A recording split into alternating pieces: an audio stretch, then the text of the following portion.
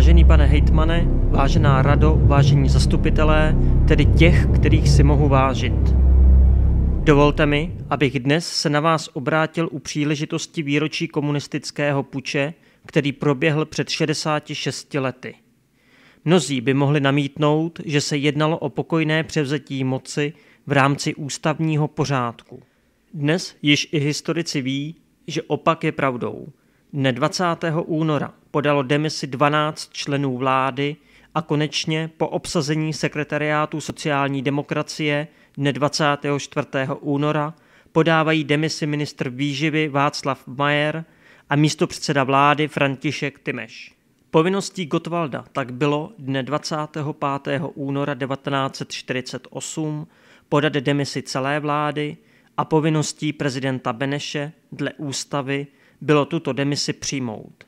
Proč se tak nestalo díky vyhrožování, zatajování a podvody komunistů hrozící silou, se dnes již asi nedozvíme. Jedno je ale jisté. Komunismus nás stál mnoho obětí. Dovolím si proto připomenout jednu z nich, která není tak známá. Jedná se o 14letého chlapce zastřeleného na hranicích. Tak tedy, dne 17. srpna 1950 se pokouší o překročení státní hranice bývalý poslanec za Československou stranu lidovou, účastník protinacistického odboje František Hynek. Spolu s ním se snaží přejít hranice i jeho 14letý syn. Vzhledem k tomu, že státní bezpečnost je o jeho útěku předem informována, rozhodne se ho přímo na hranicích prakticky popravit. Celkem je na tyto dvě osoby vypáleno přes 150 kulek z různých zbraní. Jenom pro názornost, když komando SS zabíjelo lidické muže, kteří byli vyváděni po 5 z Horákova statku, mířilo na ně pouhých asi 20 SS-manů. 14letý syn tak umírá v náručí svého otce, který jako zázrakem přežívá. To, co následovalo, snad nemusím ani popisovat. 13 let vězení a práce možná už jen v JZD.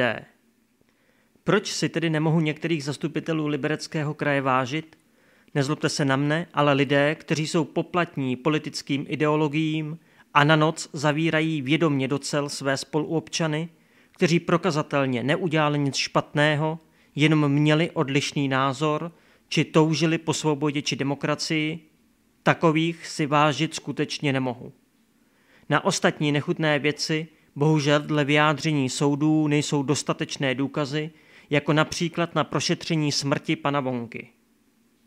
Chtěl bych vás proto požádat, pane hejtmane, coby předsedajícího, aby vaším prostřednictvím jsme uctili památku minutou ticha těch, kteří dokonce ani pro své politické přesvědčení či touze po svobodě, ale pouze pro svůj věk, byli komunistickým režimem připraveni o život.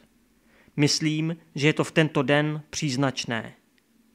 Zároveň mi dovolte vznést zvolání, které by asi mělo mít jméno.